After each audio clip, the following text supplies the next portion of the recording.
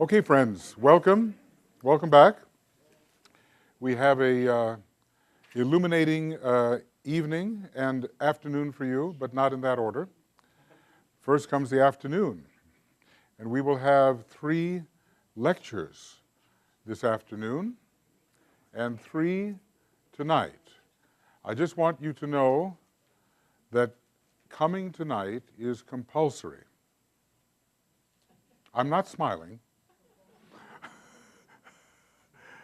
It will also be rewarding and illuminating as well. And as part of the last lecture, Nicholas is going to give us the key to the one about whom naught may be said. So I asked him the title of his talk, and he said, "Who knows?" So I put it down, because someone knows for sure. So I know there's a lot of what you might call attentiveness that will be required of you. But I will be looking for you this evening too. And try not to vacate with any moments of sleep during this afternoon either, because I'll also be looking. Okay. Don't look at me though. All right. Now, our first lecture this afternoon will be B.L. Allison's lecture. B.L. is on the faculty of the Moria Federation, and she is an astrologer of real experience. She has a lot going for her and life experience. I think you also had a career in the Army too, didn't you? Air Force, but yeah, close. I'm sorry, okay. The Air Force, yes. Yeah, that's right. Let's lift that up a little bit, She'll tell you what Mars and Sagittarius is all about. So I saw what the different presenters were thinking about doing, and I thought that BL's presentation was a very nice synthetic overview of what we're going to be dealing with. So welcome, BL, and we look forward to it. Thank you. Thank you. Hello, everybody. Okay, I have to use my little cliff notes over here. All right, if I stand here, can everybody see the slides? Okay, good. We're going to be talking about astrological relationships, which are actually aspects in the chart, and how they all fit together in the chart synthesis. How do I get that little whatchamapuppy? Oh, well.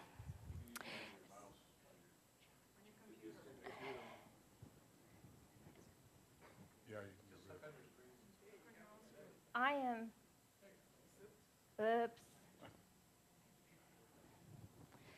Okay. In some ways, I'm technologically challenged, in others, I'm not. Anyway, the bottom line is that we are all living entity. We have a natal chart, and that represents who we were at our time of birth, and it continues to be very strong influence throughout our lives, but there's all kinds of things that are happening to us as well. So these were the energies that we brought with us. I personally believe that we all have a pre-birth planning session, and we pick the energies that we need, especially that ascendant, that little pop out of birth, which my mother tells me was very unexpected for me.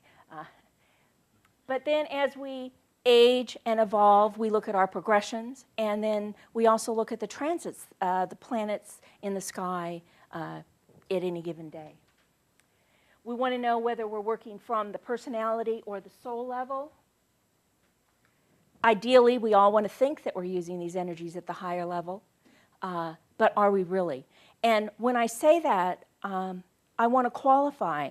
There's different strata of those higher levels. There's the personality lower levels and the personality higher levels. There's also the soul lower levels and the soul higher levels. When we start on the path, we're just beginning to feel the energies of the esoteric rulers, but they are there. And how do they influence us? As we're further along on the path is when they really kick in to their full being. But all of us, ideally, we hope that any of the energies that we have, that we're using them at the higher level. Of course, there are very specific purposes for the lower level as well. So we have that. And we usually see that in our path of least resistance at the time of stress, when we just kick into the autopilot mode of whatever that is. It's usually going to be some of the lower energies. But again, you know, it's all lessons. It teaches us something everywhere that we go. There's all kinds of themes within the natal chart. This morning we looked at Neptune and Mars. There's so many of them. I mean, you can spend days just looking at one or two things. You know, Jeff Green has 2 whole volumes, and they're big volumes just on Pluto alone. And it's a fascinating book. But we also need to get the bigger picture and look at everything else. And as I mentioned, you know, transits, they're planets on any given day. Progressions are, there's 2 different kinds of progressions. And one is basically the outer planets progress a lot slower than the inner planets do. And then there's also the solar arc, which basically adds 1 degree for every year that you're born. So some of us oldsters, our planets have progressed quite a lot. We have lots of lessons that we've learned. Okay, so this morning we saw all about the theme of vision and idealism through the 6th ray planets, through Mars, the non-sacred, and Neptune, the sacred planet. We didn't get too much into it because probably very few of us are even aware of our monadic levels, but Venus also interacts monadically. And then there's also interaction through the houses in subtle and overt ways. Let's look a little bit at that. Basically, there's a connection somehow, some way, to all of the 12 houses to the 6th ray. The first house is ruled exoterically by Mars. And the 7th is ruled exoterically by Venus. Again, that's a monadic thing, but it's a connection. The 2nd house is ruled exoterically by Venus, and the 8th is ruled esoterically by Mars. Also, the old traditional ruler of the 8th was Mars. The 3rd is ruled esoterically by Venus. The 9th is home to Sagittarius on the 6th ray, and hierarchically, Sagittarius is also ruled by Mars. The 4th house is ruled esoterically by Neptune. The 10th is ruled by Venus hierarchically. The 5th is ruled esoterically by the Sun veiling Neptune. And Jupiter is the esoteric ruler of Aquarius ruling the 11th house. Some of the relationships are tenuous, but they are there, okay? The 6th home, the 6th is home to Virgo, and the 12th to Pisces. So those are the 2 most overt that you have. Well, also the 9th because of Sagittarius. Okay, I've presented it this way instead of 1, 2, 3, 4, 5, 6, 7, 8, 9, 10, 11, 12. I presented it this way because both esoterically and exoterically, the houses have opposites. They're on an axis, just like the signs are, okay? And there's a relationship between that, those axes there. So you want to keep that in mind too. Exoterically, the axis is a me versus you kind of a thing. It's a tug of war between the two. But esoterically, the lesson is to find the common balance at the middle. So those houses and their relationships are very important. From an exoteric standpoint, because esoterically, if we're all working at the higher energies esoterically, we're beyond the houses, we're beyond the environment, and we're working with the planets and the signs.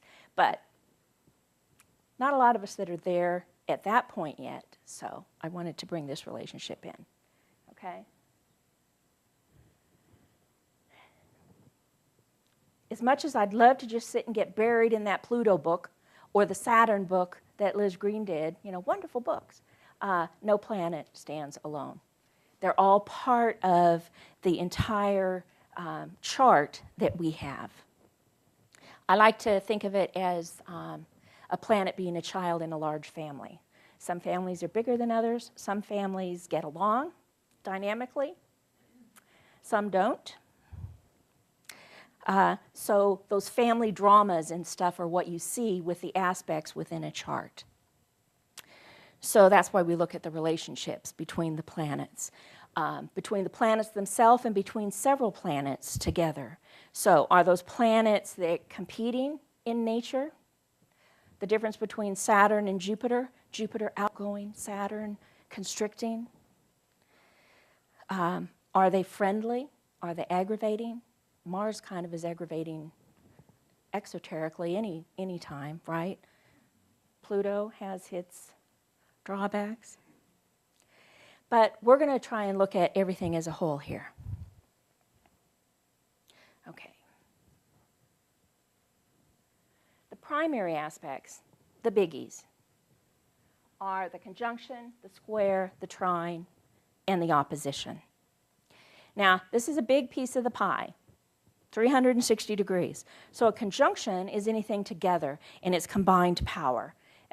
Ultimately, the highest is 0 degrees apart. It has wide orb, in other words, the influence, and it can be 5 to 6 degrees normally. For the ascendant, the sun or the moon, it can be up to 10 degrees.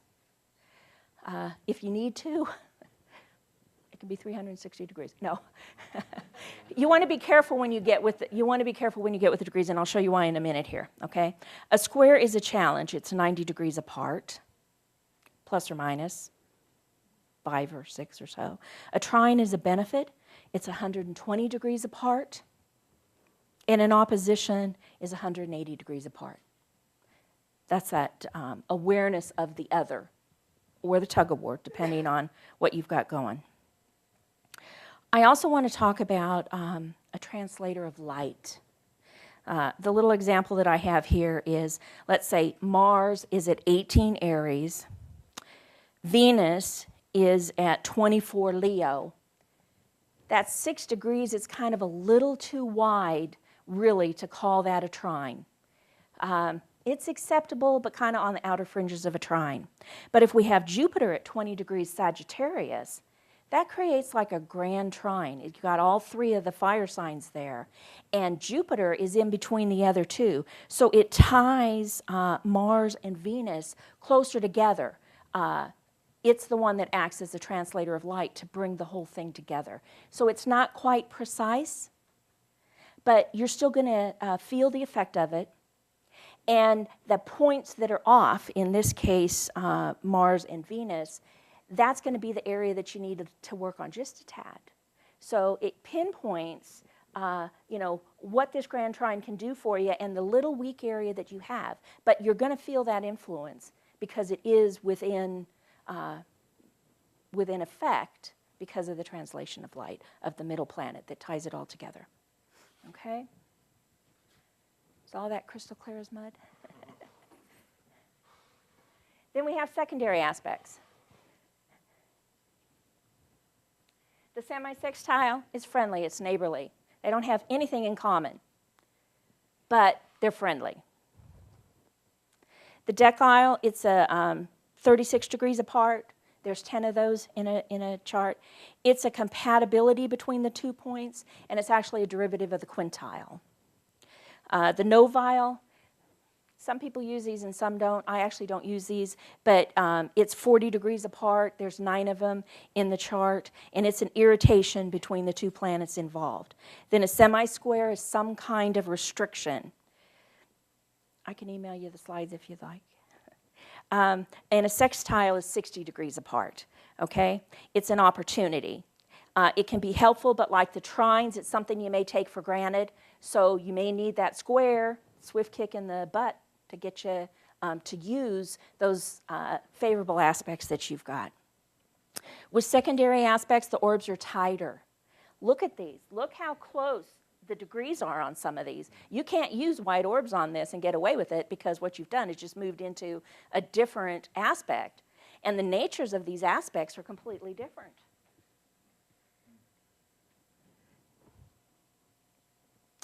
The sextiles are part of the 6th harmonic. That also includes the 3rd harmonic of the trine, because it's an aspect of that. The deciles are part of the 10th harmonic or the 5th harmonic of the quintile. The semi-squares are part of the 8th harmonic or the 4th harmonic of the square, and noviles are part of the 9th harmonic. Now, why do I mention this, and what does it mean to you? Think of music. Harmonies and inharmonies in music. That's exactly what we're talking about here.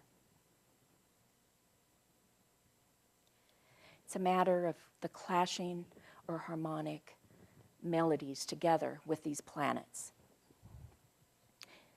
Here we've got more of the secondary, and there's lots more that I don't have here, but these are kind of the biggies, and I'm going to bring some of them into what we're doing later on in the slides.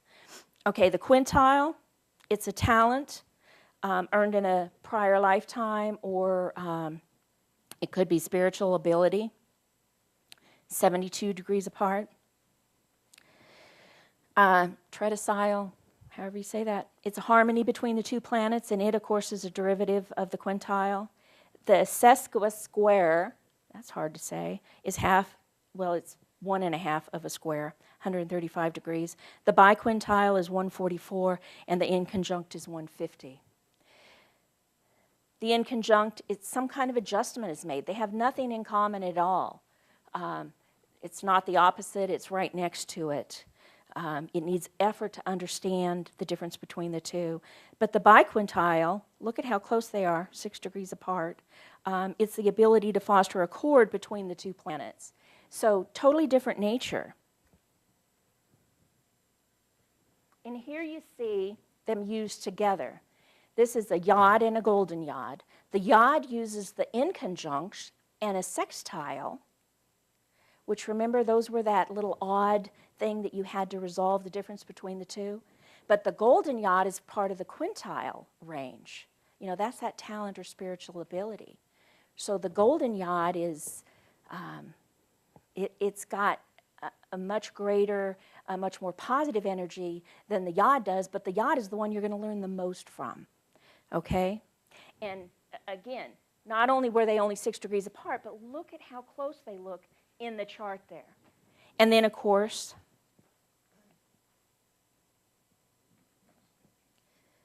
you look at the actual planets involved. In this case, Pallas Athena is at the top, at the apex of both of these yods. So she's involved with both of them. But in the yod itself, it's Mars and the south node. And in the golden yod, it's the Earth and Saturn. Maybe it's the other way around. Huh? Oh. Okay, let's see if I can kill myself with this. Okay, here's Pallas Athena right up here. She's the apex of both. So here's Mars, and the south node, I think. Actually, yeah, the south node is the one. But then it's Saturn and the Earth. So there's a different feel for the planets that are involved as well as the aspects that are there. Okay, let's see.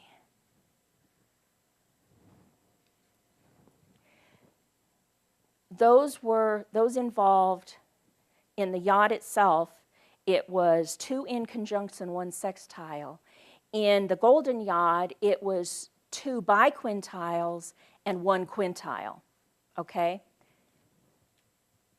Then major configurations together can form other configurations. So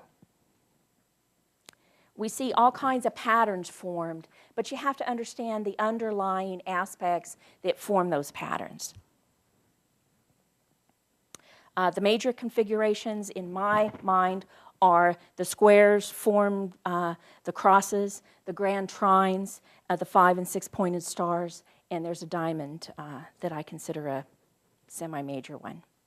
Minor configurations like the yods, the mystic rectangles, the kites, Thor's hammers, and many others, they, in my mind, support and elaborate on the work that's being done through the crosses and the stars.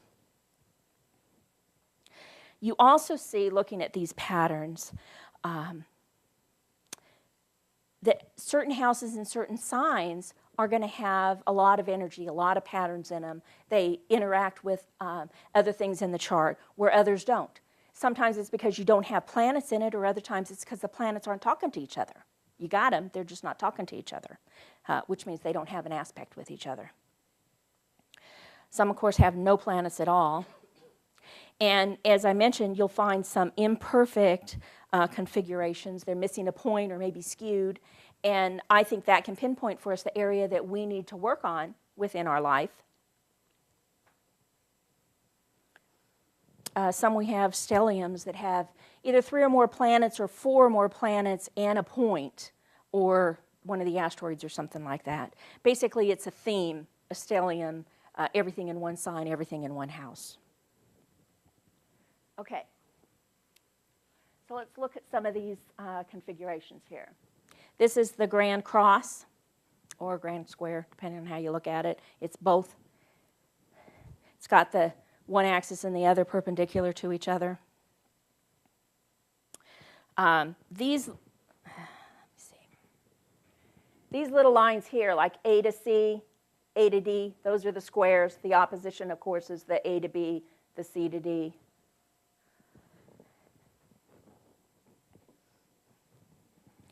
Exoterically, it's conflicting energies that you're having to deal with.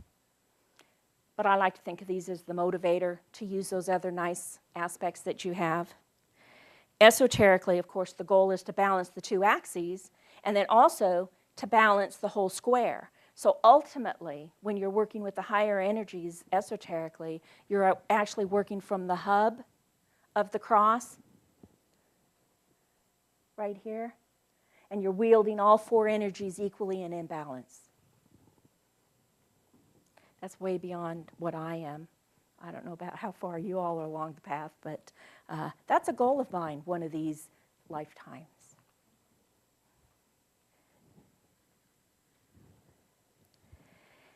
This is the cross with a missing point.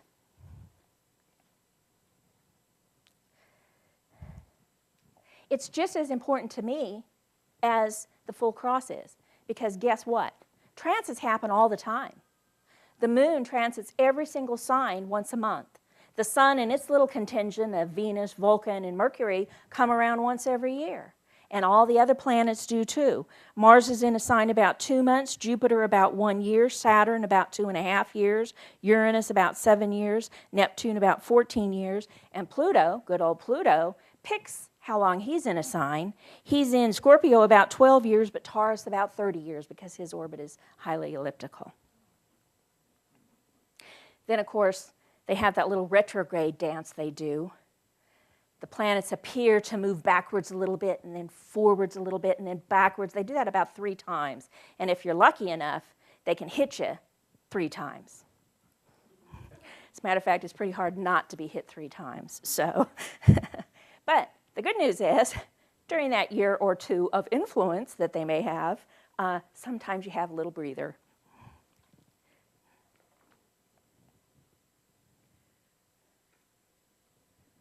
Okay, here we go. This is a 6-pointed star, and it's multiple configurations. You got 2 grand trines that are positioned exactly so. Same degree or similar degree. And it forms, let me see, what is it? It forms 3 mystic rectangles, of which share sides. It forms 6 kites, each point being the top of a kite, each point being the bottom of the kite. Then, of course, the 2 grand trines. Grant trines. How about that? And then the star itself. So that's what gives the power to this star, is these other aspects that are here.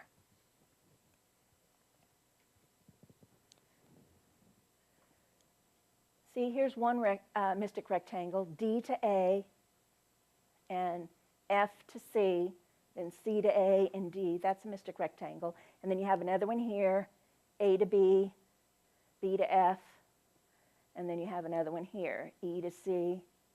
And then this is one kite. A is the top of the kite, F is the bottom of the kite, and here's D to E form the little cap on that kite. And there's 6 of those there. And then, of course, the grand trines, A, B, C, and D, E, F. I'm so uncoordinated. But that's the synergy of all of those different aspects. And of course, you know, I just named the major configurations that were in this major configuration. I didn't even name all of the bazillion little, the sextile there, the sextile there, the opposition there, the trine here, all the opposites. Yes, Peter.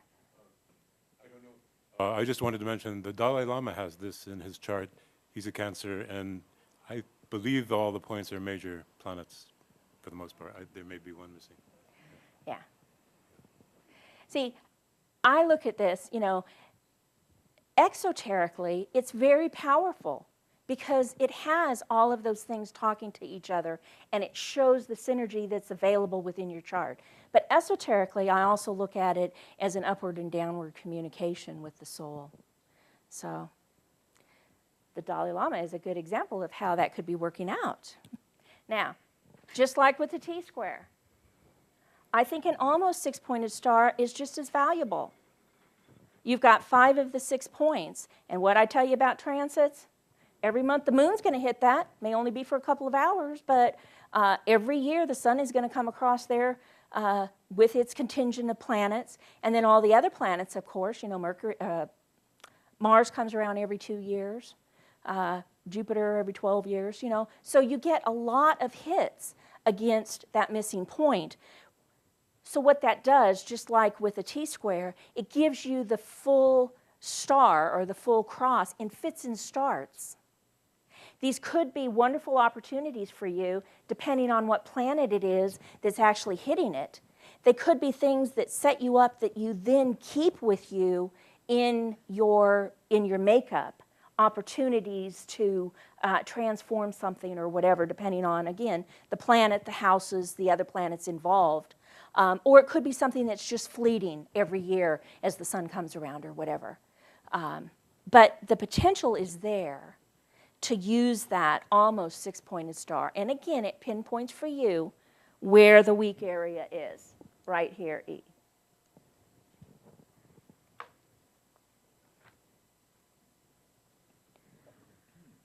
Here's another one. The 5-pointed star, this is made up of the quintiles. This is like the 6-pointed star. This is made up of 5 golden yods.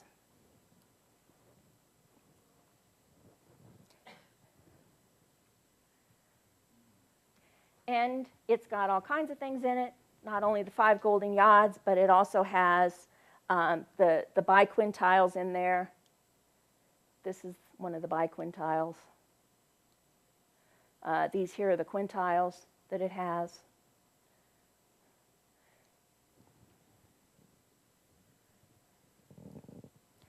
And what do we see as the 5-pointed star, the perfected human? That's one of the things they use in the initiation ceremonies is the 5-pointed star. Does that mean if you got one of these that, you know, you're ready for initiation? No, of course not. It just means it's got the potential there for you to use these higher spiritual energies. Now, are you using them? This is another one of those favorable aspects, and favorable aspects can be the ones that we take the most for granted and don't use. Without that, swift kick in the behind of the square. And here's another one. This is a diamond. I consider this major, semi-major. It's actually a T-square. So if you have a cross, it's just half of the cross, or if you have a T-square, it's that T-square right here. But then it's got a yod superimposed on it at the apex. So it combines the T-square and that yod. So I look at this as another opportunity. And again, these are the more aggressive aspects that you have to really work with to make them work. So I see it as just another opportunity to raise your consciousness in that area that you're looking at here. The sextiles provide the opportunity, this opportunity here, to use that unique expression of the biquintiles here to further the work that you're doing on that cross. Now, all I've talked about so far is just the configurations. We still have to evaluate the configuration itself. Okay, we understand a little better now about what that configuration is going to do for us, but we still need to look. Major or minor, friendly or adversarial, what signs are involved? What planets are involved? Are they personal planets, the inner planets, or the transpersonal planets, the outer transforming planets? Are they restrictive or expansive, karmic or soul-related? You have to tie in all of those things. And what else is going on simultaneously? Do any of the planets involved in this interact with other configurations?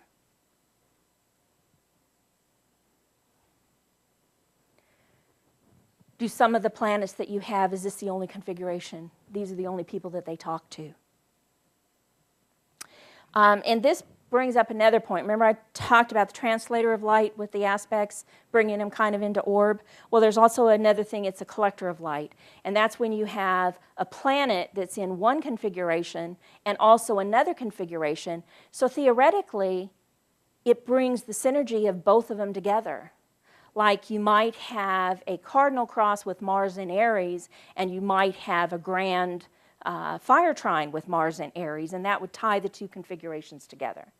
So again, you have to look at, are you using those two configurations together, the synergy of them, or are they still isolated? You're looking at one as a square and another as a trine, but you're not working with them effectively. But that's what a collector of light will do, bring the two configurations together.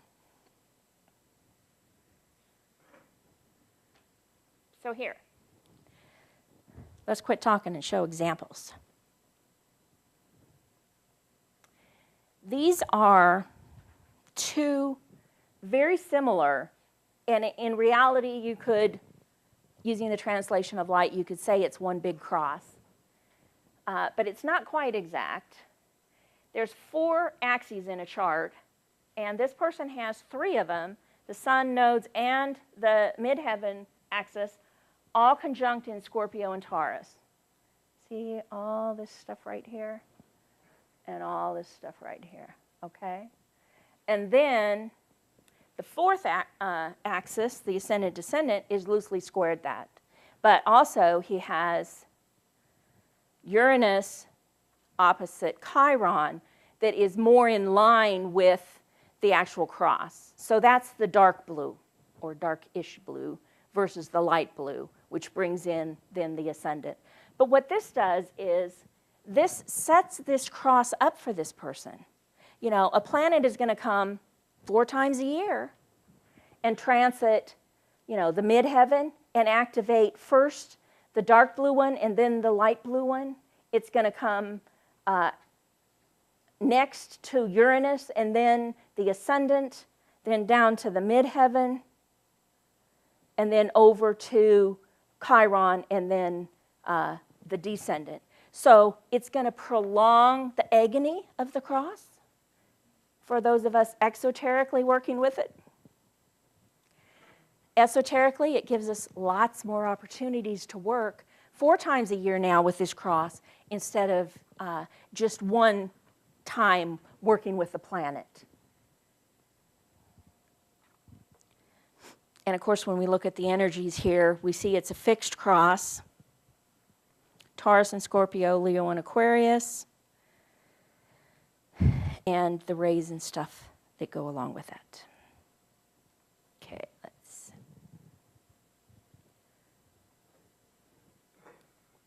So here we see it's the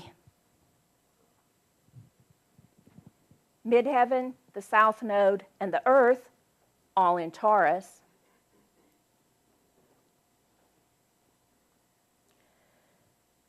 Uranus and the ascendant, basically the intuition and the soul here. This is the Dharma, the past life and the goals for this life. Then down here, you've got the home or the ashram. You've got Vulcan, forging the tools to make the changes. You've got the North Node, your spiritual goals here, and the Sun, your personality, all right there. And then over here, you've got Chiron, who can be the spiritual teacher. He's in the 6th house, so that's the house of health, and he's also the wounded healer. So you might want to consider that might have something to do with health. And since it's on the same axis as Uranus, some kind of unexpected health issues maybe. But that's what you do. That's the way you do it. You look at the nature of the cross itself, and then you look at the nature of the planets and stuff that are involved.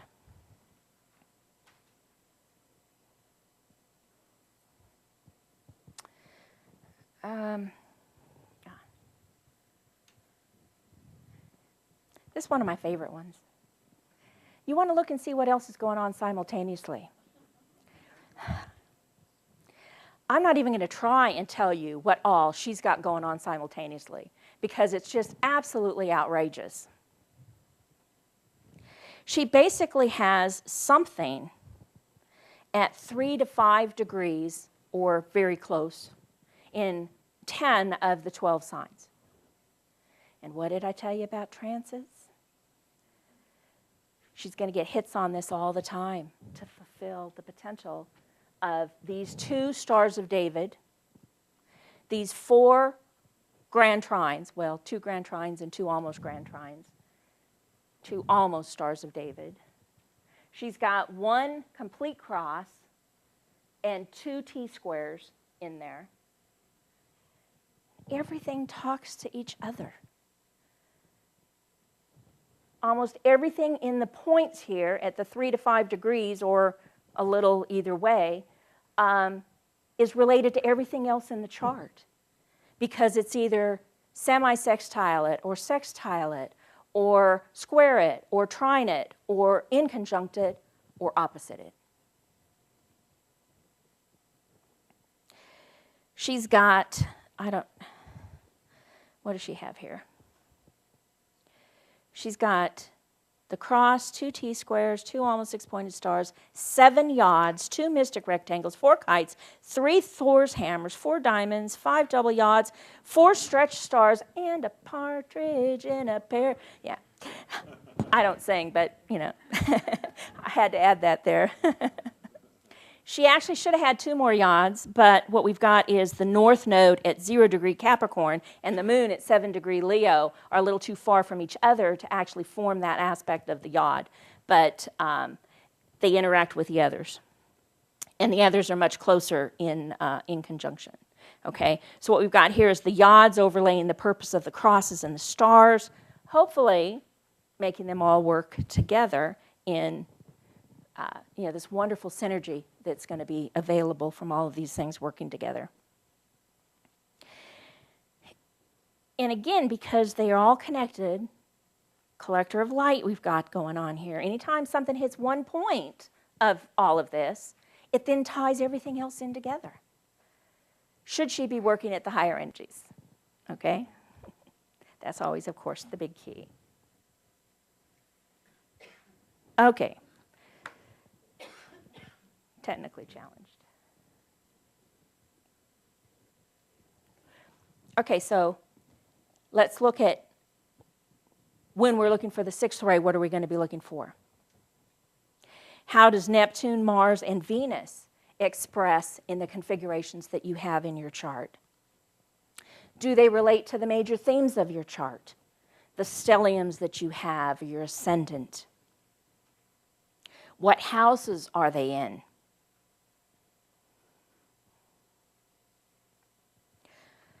Do you have any missing points in these particular? It could be an emphasis on the 6th house if you have a missing point there, or if you have a stellium there. And then again, you need to look at what transits are going on, how they fulfill the almost stars and crosses. what the progressions are, how they impact all of that. And you can do this with each ray, not just the sixth ray. That's the sixth ray conference, so that's why I'm saying that. But you can do this with each ray. You can do this with each sign. You know, look at the focus. Let's look at a chart where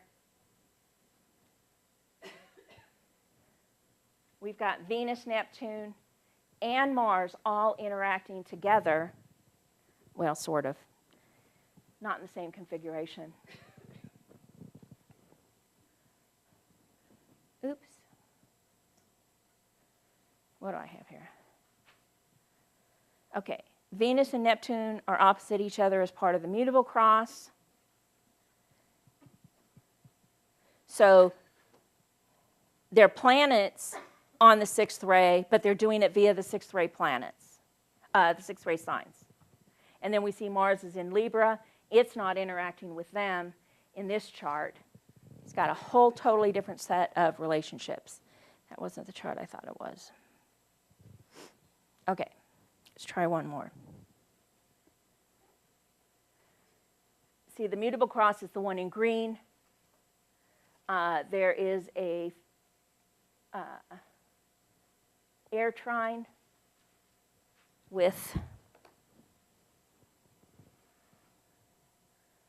Mars, the ascendant, and the nadir down here. And then there is a T-square, looks like, with Pluto over here and Mars and Uranus that interacts through Mars together with the Grand Trine.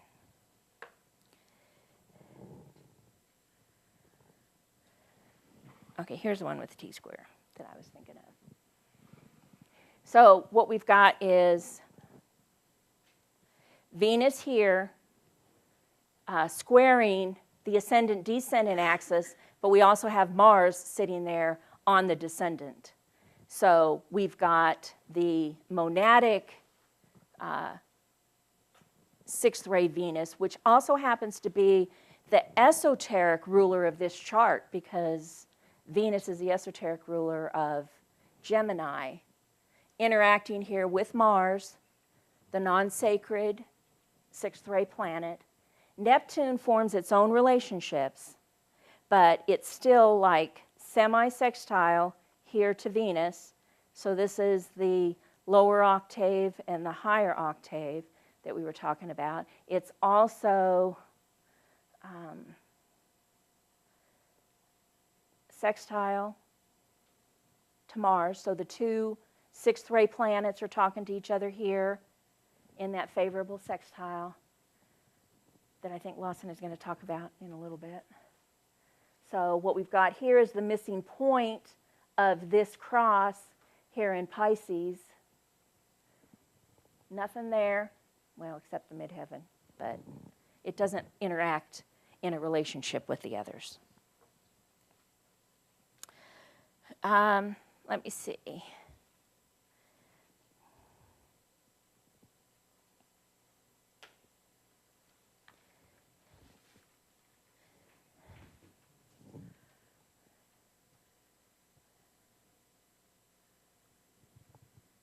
All right. So we've looked at the individual planets, but then the configurations that they're part of. We've looked at the friendly in nature, adversarial, what houses were involved. How are we expressing that energy? Do we know how we're doing it? Are we doing it at the lower levels? Are we doing it at the higher personality levels? Are we doing it at the soul level? What can we see within our own makeup? And don't look at it isolated. What else is going on simultaneously, like my most favorite chart? Okay, does anybody have any questions here?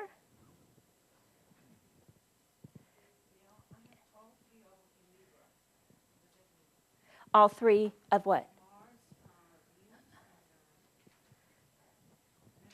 Neptune? It means you got a lot of Libra, huh? A little stellium there going on. Well, that's what, Michael was talking about earlier about the, oh, you weren't here earlier, were you? Yeah. Well, there's higher Libra and there's lower Libra influences. So it's the I can't decide, or it's the I'm balanced. I'm going to pick the narrow razor edge in between the two of them. And it's for all of those planets. What else do you have in Libra?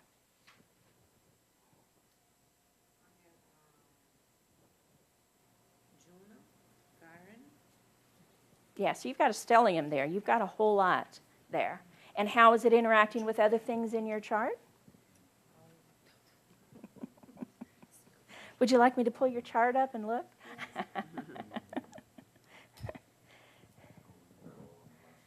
Right. Any other questions? I don't want to get too specifics into interpretation, so I hope you don't mind. One moment, please. Yes. What is the significance of the mystic rectangle? It can, of course, mean mystical ability. Repeat the question, BL. Oh, I'm sorry. Because we don't I'm sorry. we don't have a. What was the significance of the mystic rectangle? It can mean mystical awareness, especially if it's in the mystical houses, the water houses, or if it's in, it involves some of the mystical planets. So, otherwise it's just sextiles and trines together, which are very, oh, thank you. Thank you. Okay, I'm sorry. You had a question? All these configurations, they depend on the what asteroids we use. Many of them, they can be activated or disactivated if we take into account or not. So how Yes. Repeat question. That's very good.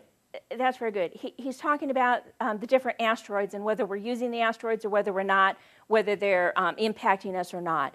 But I would like to point out in this one, there are no asteroids. I have them in her chart, but those are not what form any of these aspects. These are actual planets and points.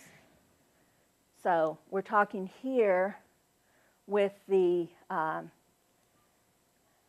midheaven and the nadir there. We're talking the ascendant and the descendant.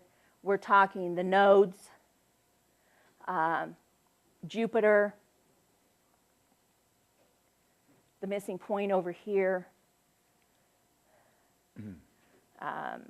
Mars. But yeah, I understand your question, and that's true. You know, if we added all the asteroids that are out there, if we added all of the trans-Pluto planets and everything, sure, we'd all have charts like this. But she really has it with the basic core stuff. So. if we apply it for our charts, well, there might be a case that we don't have those big planets, but we have those aspects. Right. How we apply it for ourselves? Well, it's the same thing, but you also have to look at the importance of the planet. Is it one of those big hitters? Is it a personal one? Is it a transpersonal one? And again, the asteroids, they all, to me, have a purpose, especially the inner ones, the four main inner ones. The outer ones are more transpersonal in nature.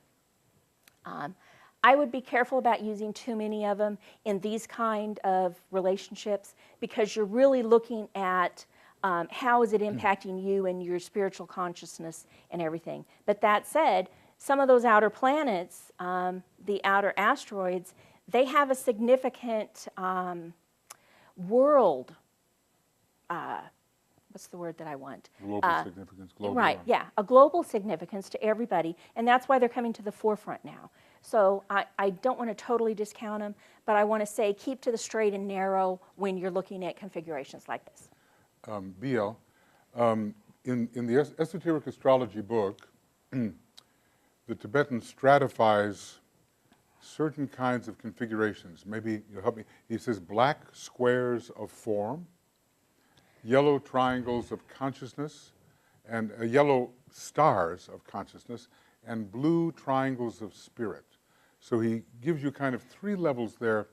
Do you work with that, or do you think you can see those three levels with those three types of configurations: squares, stars, and triangles? Yeah, sort of, because Well, the squares we know are overcoming the physical, overcoming the lower levels, and transforming ourselves. They're also crosses of initiation. But the stars themselves are the higher level. I look at them as the higher level. And you have to look at both the lower aspects that are involved with them as well as the higher connotation that is possible. So I do see that. I don't work with them per se in the level that you're talking about.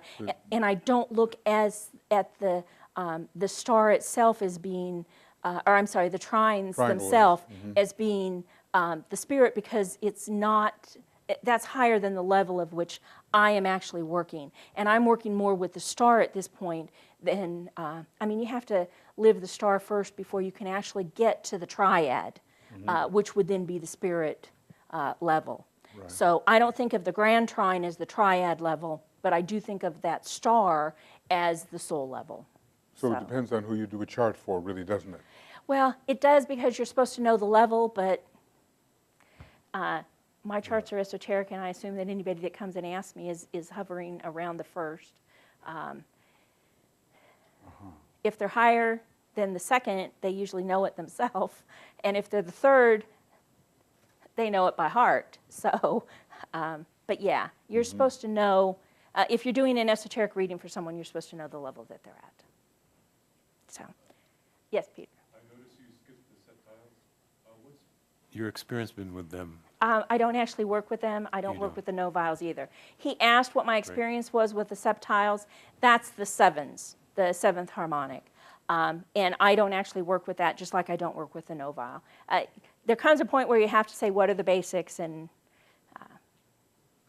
do you work with them? I put them in, but I'm still studying the septile. It's Right. quite problematic for me.